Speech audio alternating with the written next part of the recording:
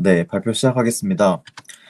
안녕하세요. 이제 2021년 첫 발표를 맡게 된 자연어 처리팀의 신동진이라고 하고요. 오늘 제가 소개드릴 논문은 BA, Bird-Based Adversarial Example for Text Classification 이라는 논문입니다. 이 페이퍼는 2020년 EMNLP의 숏페이퍼로 억셉이 되었고, 이제 논문 리뷰에 마찬가지 자연어 처리팀의 박희수님, 소연님께서 같이 이제 리뷰를 진행해 주셨습니다. 우선 이 논문은 이제 텍스트 제목에서 아실 수 있듯이 텍스트 분류 모델에 대한 adversary example인데, 이제 adversary example이 이제 뭐 많이들 알고 계신 분도 많지만, 이제 간단히 백그라운드를 설명을 드리면은 기본적으로 어떤 인풋에 대해서 변형을 가해서 그 모델이 이제 프리딕트하는 결과를 달라지게 만드는 그런 종류의 변형입니다. 그래서 대표적인 예시가 이제 adversary example이 처음 소개된 페이퍼에 있는 일러스트레이션인데, 이제 누가 봐도 판다인 그림이 있고 실제로 모델은 이제 판다라고 예측을 하고 있는데, 여기에 이제 아주 작은 노이즈를 섞어서 실제로 사람이 보기에는 이게 이미지가 다른 건지도 알 수가 없지만 모델이 예측하는 결과는 이제 극단적으로 달라지게 된다라는 게 adversary example의 대표적인 예시입니다. 이제 이미지 계열에서 이제 많이 연구가 되었는데, 그렇다면 이제 자연어 처리에서는 이런 adversary example이 어떤 식으로 이루어질까요? 자연어 처리에서는 이제 이미지와 비슷하게 할 수 없는 몇 가지 이제 한계들이 있는데, 뭐 연속적인 변화가 불가능하다는 게 대표적인 겁니다. 이미지는 이제 픽셀 값을 좀 미세하게 바꿀 수 있지만 텍스트는 그런 게 힘들기 때문에 이제 약간 개념이 달라지게 되는데, 이제 이 예시를 보시면은 왼쪽에 있는 원래 나이브 인풋을 보면은 The characters cast in impossibly contrived situations are totally estranged from reality 라는 문장이 있고, 이제 이걸 센티멘트 클래시피케이션을 했다고 할 때 뭐 네거티브라고 나온다고 합시다. 여기에서 이제 자연어에서 adversarial attack은 임의의 토큰을 바꾸는 작업을 통해서 이제 문장이 겉으로 보기에 이제 원본과 뭐 유사하다고 할 수는 있지만 이제 명확히 다르긴 한 거죠.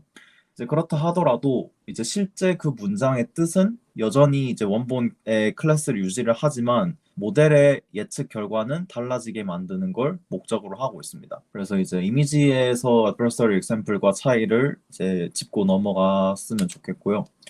그래서 이런 종류의 prior work들을 보면은 우선 가장 처음 등장했던 종류로는 캐릭터 레벨 에러 또는 단어를 더하거나 제거하는 방법의 어택이 있었습니다. 캐릭터 레벨 에러는 이제 단순히 그냥 글자 하나를, 그러니까 알파벳 하나를 바꿔서 비슷해 보이지만 실제로는 다른 단어로 만드는 거죠. 그러면은 이제 실제로 다른 문장이 되기 때문에 사람이 얼핏 보고 이제 얼핏 읽는다면은 이제 착각할 수도 있지만 좀 깊게 읽어본다면 부자연스러움을 느낄 수 있고, 또 명백히 이제 문법적인 오류가 생기는 경우도 많기 때문에 이제 이런 것들은 공격이 이제 사람이 봤을 때는 한계가 명확했다라는 문제가 있었고, 그래서 이런 단점들을 극복하기 위해 나온 새로운 종류는 룰 베이스 시노님 리플레이스먼트 계열입니다. 이제 어떤 단어를 유의어로 교체를 해서 그러면 이제 문장의 전체적인 구성이나 의미는 유지될 것이라는 기대를 하고 공격을 하는 거죠. 이 계열의 이제 가장 최신 연구가 앞서 일러스트레이션에 나왔듯이 텍스트 플로어라는 페이퍼인데, 얘도 이제 시노니 리플레이스먼트 방법을 사용하는데, 얘의 단점은 토큰 레벨 시밀러리티에만 의존한다는 소리입니다. 이게 무슨 뜻이냐? 밑에 이제 예시 문장을 보시면은 the restaurant service was poor라는 문장이 있다고 합시다. 그럼 내가 puor라는 단어를 바꾼다고 할 때 puor라는 단어만 보고 유의어를 찾으면은 굉장히 다양한 단어들이 있겠죠. broke가 가능할 거고 뭐 terrible 같은 것도 가능할 텐데, 근데 이제 문맥에 따라서 그게 들어갔을 때 자연스러운 단어가 있고 그렇지 않은 단어가 있을 겁니다. 예를 들면 broke 같은 경우에는 서비스에는 이제 적합하지 않기 때문에 좀 부자연스러운 문장이 될 거고, terrible 같은 단어는 넣어도 이제 문맥에 잘 들어맞겠죠. 그래서 이런 단어만 보는 게 아니라 문장 전체의 컨텍스트를 보고 교체를 할 때 좀 더 자연스러운 문장이 만들어진다라고 이제 생각할 수 있기 때문에, 그래서 텍스플로어의 한계는 그런 문맥을 이제 고려를 하지 못한다. 그렇기 때문에 이 논문에서는 버트 마스크 랭귀지 모델을 사용해서 이런 컨텍스트 어웨어너스를 보강을 하겠다라고 얘기를 하고 있습니다. 좀 포멀하게 문제를 정의를 해보면은, 우선 그러니까 나이브 인풋인 문장 S가 있고 이 문장을 클래시피케이션 시킬 타겟 모델 C가 있습니다. 그리고 S에 이제 원래 그라운드 트루스 라벨인 Y가 있다고 할 때 여기서 이제 S를 변형시켜서 어떤 다른 문장인 adversarial S를 만들고자 하는 게 이 어택의 목표입니다. 이 adversarial S는 어떤 특성을 가지고 있냐? 시멘틱 시밀러리티를 이제 가지고 있어야 되는데 이게 뭐냐면은 아까 말씀드렸다시피 이제 S의 실제 라벨하고 같아야 된다는 소리입니다. 이게 문장이 형태가 뭐 엄청 비슷할 필요는 없고 NLP의 경우에서는 이제 실제 라벨이 같아야 된다라는 조건을 갖고 있고 미스클래시피케이션은 이제 이걸 모델에 타겟 모델에 넣었을 때 모델이 이제 잘못 예측하게 만드는 게 목표이기 때문에 그렇게 되도록 이제 구성을 해야 된다라는 거죠. 그래서 이제 뒤에 요 다음으로 이제 실제 생성 과정을 보여드릴 텐데 그거에 이제 예시로 쓰일 텍스트가 이제 아래에 있습니다. This film offers many delights and surprises. 이게 이제 원본 문장이고 이게 포지티브라는 프리딕션 결과를 내놓는다고 할 때 이제 같은 의미를 가진 문장이 되지만 단어를 조금 바꿈으로써 분류 결과를 다르게 하는 걸 목표로 하고 있습니다. 그리고 이제 어택의 관점에서 봤을 때 이제 공격자에게 어떤 정보가 주어지는가 또한 보안에서는 이제 중요한 문제인데요. 이제 이 경우에서는 블랙박스 어택을 가정을 하고 있습니다. 무슨 말이냐면은 모델의 클래시피케이션 결과, 그 최종 아웃풋에만 공격자가 접근을 할 수 있고 그 내부에 돌아가는 모델 웨이트나 그레디언트 그리고 트레이닝에 사용한 데이터 이런 것들은 공격자가 알 수 없다고 가정을 하고 있습니다.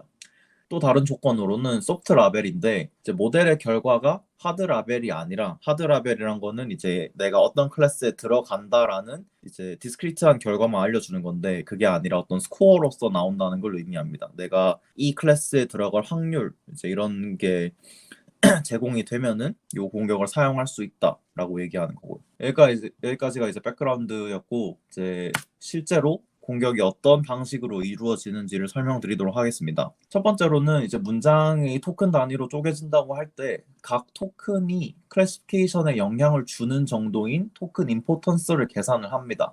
이제 요거의 개념은 이 토큰을 직접 바꾸거나 혹은 이제 이 토큰 주변에 다른 토큰을 넣었을 때 클래시피케이션 결과가 바뀔 가능성이 높은 정도를 이제 예상을 하는 건데요. 실제 계산식은 이제 이 토큰이 있을 때, 그러니까 원본 문장의 프리딕션 결과에서 이 토큰을 뺐을 때 프리딕션 결과가 얼마나 낮아지는지 그거를 이제 계산을 합니다. 그러면 이제 토큰별로 이렇게 임포턴스가 나올 거고 요건 뭐 제가 임의로 매긴 숫자들입니다. 뭐 이런 식으로 나올 것이다 라는 걸 보여드리는 거고 이제 이렇게 토큰들에 대해서 임포턴스가 계산이 된 다음에는 임포턴스가 높은 순서대로 차례대로 이제 다음 스텝을 돌면서 이제 변형을 가합니다.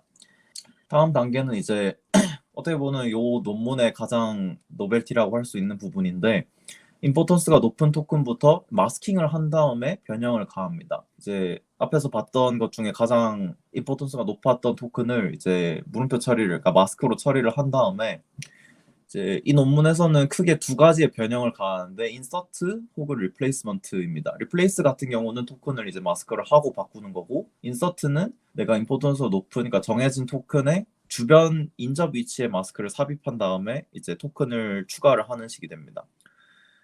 이 마스크를 채우는데 바로 이제 버트를 사용하게 되는 거고 여기서 이제 탑 K개의 토큰을 우선 예측을 한 다음에 그 다음 단계로 이제 요 후보들을 넘겨서 마저 진행을 합니다. 그래서 이제 마스크를 만든 다음에 요거를 이제 버트 MLM에 넣으면은 아래와 같이 이제 후보 단어들이 몇 개 나올 거고요. 이 단어들을 이제 모두 선택하는 게 아니라 이제 시멘틱 시밀러리티를 위해서 필터링을 거칩니다. 그래서 이걸 넣었을 때 원래 문장과 실제로 의미가 같은지 그걸 판단을 할 수 있어야 되는데 여기는 이제 또 다른 모델을 사용을 해요.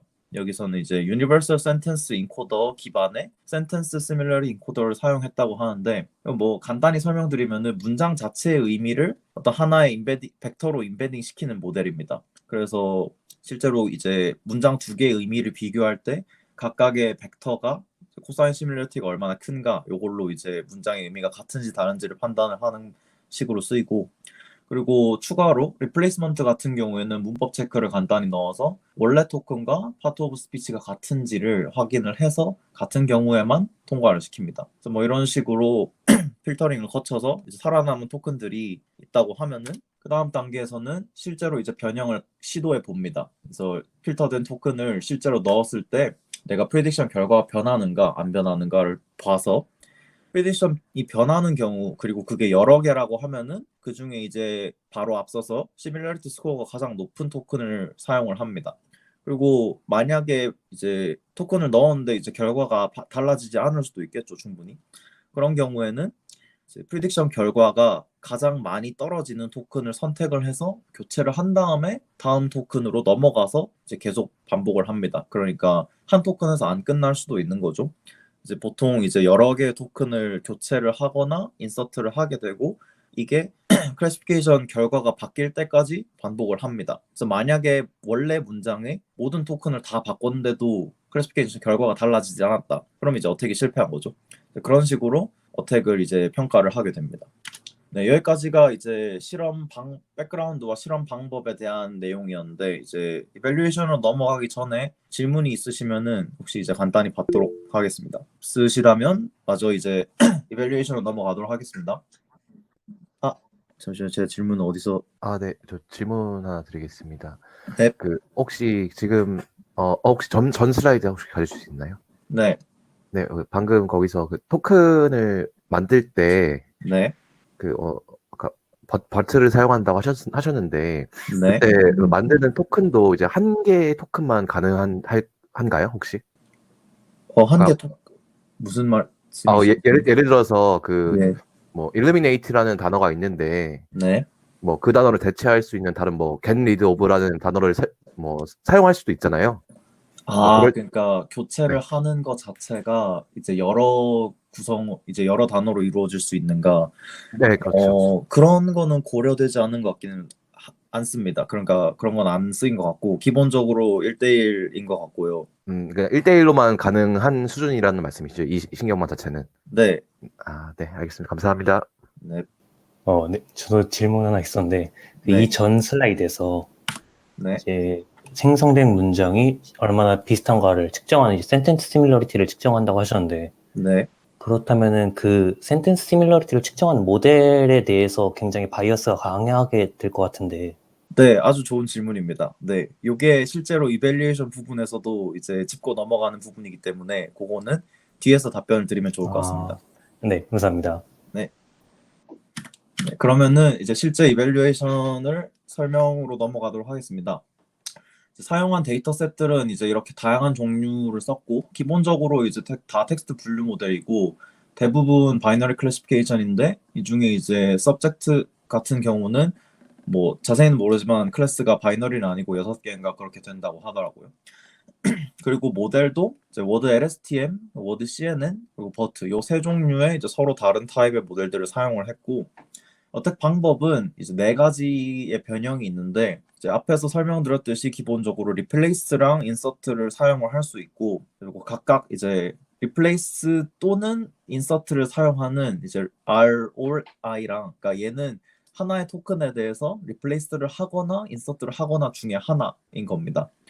그리고 replace 플러스 인서트는 replace를 우선 한번 하고 토큰 하나에 대해서 인서트를 또 하는 겁니다. 그러니까 원래 토큰 하나에 대해서 최대 변형이 2번 가해질 수 있는 거죠. 그러니까 가장 변형이 큰 방법이라고 이해하시면 될 것 같습니다. 그리고 이제 베이스라인으로는 앞에 이제 백그라운드에서 설명을 드렸던 텍스트 플로어를 기준으로 이제 어택의 효과를 비교를 했고요.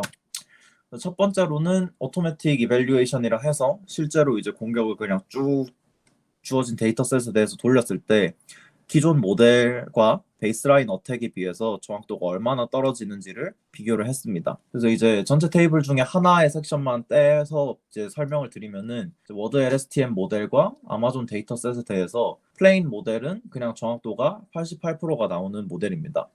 그런데 이제 텍스트 플로어를 사용하면은 이제 애큐러시가 31%로 떨어지는 거고 나머지 BA 어택을 사용했을 때는 애큐러시가 이만큼까지 내려간다라는 걸 보이고 있습니다. 보시면은 이제 실제로 리플레이스 플러스 인서트가 가장 이제 공격의 그 강도가 높은 것으로 나오고 실제로 이제 31%에 비해서 4%는 엄청나게 많이 떨어지는 거니까 훨씬 강력한 공격이다라고 얘기할 수 있고 그리고 옆에 오른쪽에 있는 괄호 안의 수치들은 이게 뭐냐면은 USD 스코어입니다. 시멘틱 시밀러리티가 이제 원래 문장에서 얼마나 비슷한가를 이제 정량적으로 평가를 했을 때 텍스트 플로어의 경우에는 USE 스코어가 이제 뭐 여기선 0.747인데 BA의 경우에는 다 일단 얘보다는 높게 나온다. 그래서 훨씬 더 원본과 비슷한 문장을 만들어낼 수 있다라고 얘기를 하고 있습니다. 그리고 이제 이거를 전체 모델과 데이터셋을 확장을 하면은 이런 거대한 표가 나오는데 뭐 이제 경향성은 크게 다를 건 없어요. 전부 다 이제 앞에서 봤던 거랑 비슷한 경향성을 띠고 있고 뭐 하나 이제 딱 하나 예외가 있으면 아이고 이게 밑에 가리는구나. 왼쪽 아래 이제 버트 아마존 같은 경우는 이제 replace and insert보다 replace or insert가 좀 더 어떻게 강했다. 뭐 이런 예외가 한 가지 있긴 합니다만 뭐 전체적으로 경향성이 비슷했다고 볼 수 있습니다. 다음 실험은 이제 effectiveness인데 요거는 뭘 본 거냐라고 하면은 변형의 크기를 그러니까 횟수를 제한을 했을 때 어떻게 성공하는 비율을 비교를 한 겁니다. 앞에서 본 실험은 이제 횟수가 제한이 안 된 거고, 그러니까 문장 전체를 바꿀 때까지 계속 시도를 한 거고, 이 경우는 이제 횟수를 제한을 한 거죠. 그래서 원래 문장의 길이에 비해서 최대 몇 퍼센트의 토큰을 바꿨을 때 이제 어큐러시가 얼마까지 떨어지느냐를 비교를 했는데 텍스트 플로어의 경우보다 일단 전반적으로 다 변형 크기를 갖게 했을 때 더 공격 강도가 높다라는 걸 보일 수 있고 그리고 한 4-50% 정도에서 이미 이제 충분히 그걸 공격을 할 만큼 다 했다. 그러니까 반 정도 바꿨는데 결과가 안 달라지는 거면은 사실 이제 그 뒤에도 별로 달라질 게 없다. 뭐 이런 내용을 보이고 있습니다.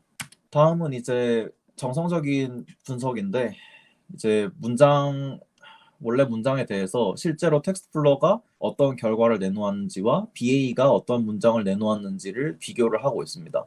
그래서 파랗게 표시된 토큰은 이제 replace의 결과인 거고 빨갛게 표시된 토큰은 insertion의 결과인 건데요. 문장을 보시면은 원본 문장에 비해서 텍스트 플로어의 결과 문장이 이제 뭐 제가 느끼기엔 그런지도 모르겠지만 이제 좀 복잡한 종류의 시노님을 썼다라고 얘기를 하고 있습니다. 그래서 뭐 원래 단어는 뭐 필름이나 오퍼 같은 좀 간단한 문장인데 뭐 flex citation, disparate rebel 뭐 이런 식으로 이제 되게 복잡한 문장을 써서 어쨌든 좀 부자연스러운 문장이 되었다라고 얘기를 하고 있고 그에 비해 BA 같은 경우는 이제 변형된 토큰들을 봐도 얘도 되게 단순한 토큰들을 써서 사람이 봤을 때 더 자연스럽고 더 적은 종류의 변형을 가했다라고 주장을 하고 있습니다. 네, 다음은 이제 휴먼 이밸류에이션인데요. 얘는 이제 각각의 공격 방법에 의해서 만들어진 문장들을 사람이 봤을 때 얘가 원래 문장과 클래스가 같은가 그리고 얼마나 자연스러운 문장인가를 사람이 평가하게 한 겁니다. 이제 전체 데이터셋에 대한 거 아니라 이제 사람이 볼 수 있을 만큼 랜덤 샘플링을 해서 결과를 평균을 냈다고 하고 있고요. 그래서 센티멘트 애큐러시를 보면은 이제 원본에 비해서는 아무래도 떨어지기는 하지만, 그러니까 뭐 대신에 텍스트 플로어에 비해서는 더 이제 애큐러시가 높다라는 거 봐서 사람이 봤을 때도 의미가 좀 더 이제 원본과 비슷하게 유지가 된다라고 이제 주장을 할 수 있다고 얘기를 하고 있고 대신에 내추럴네스를 보면은 얘도 이제 마찬가지로 텍스트 플로어보다는 높지만 오리지널에 비해서는 이제 좀 확연히 떨어지는 결과를 보이고 있습니다. 이게 이제 앞서 질문 주셨던 그 내용이랑 연결이 되는데 실제로 이제 원래 문장과 의미가 같은지를 판단을 할 때 이제 USE 모델만을 사용을 했는데 그것만으로는 이제 실제로 사람이 봤을 때 정말 이제 같은지 이거를 확실히 판단할 수 없다라고 해서 이게 USE를 쓰는 방식의 한계일 수도 있다라고 얘기를 하고 있습니다. 마지막으로는 이제 replace operation과 insert operation의 비교인데요. 이제 이 경우는 테스트 셋을 이제 세 그룹으로 나눴습니다. 첫 번째 A 그룹은 뭐냐면은 replace or insert를 했을 때 성공한 텍스트, 그러니까 replace랑 insert를 다 썼을 때 공격이 성공한 문장 중에서 replace만 썼을 때는 실패한 문장을 replace만 써서 성공한 문장 뺀 겁니다. 그러니까 replace 없이는 안 되는 것들인 거죠, 얘가. 그리고 B는 반대로 insert가 이제 insert가 없이 되는 거. 네, 저도 지금 좀 헷갈리고 있는데 네, 정리를 하면은 A는 insert가 반드시 필요했던 문장인 거고 B는 replace가 반드시 필요했던 문장입니다.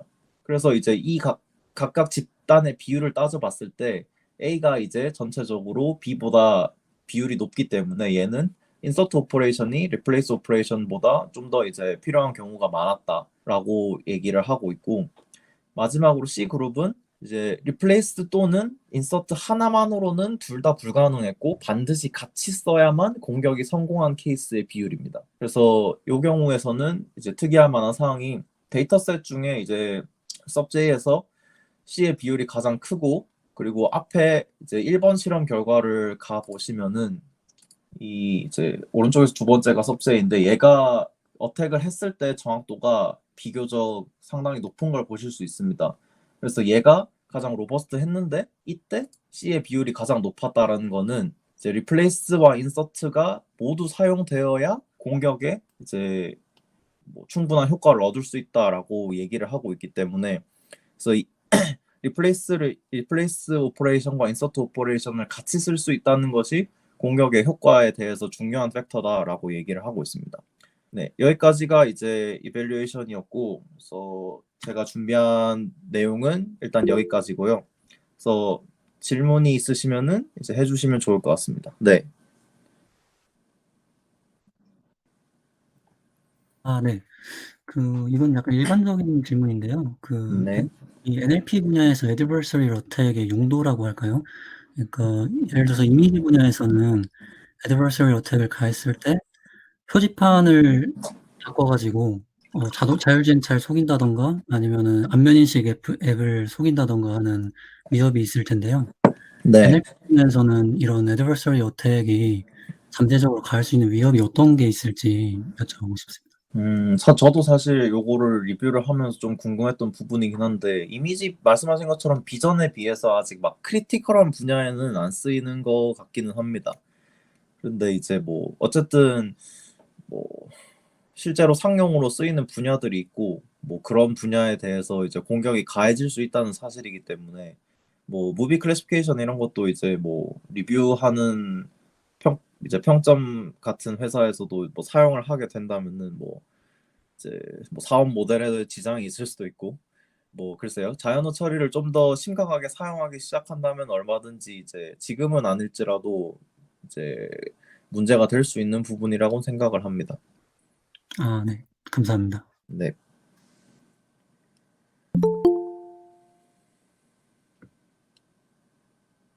네, 다른 질문 혹시 없으시면 이제 다음 발표로 진행해도 될까요?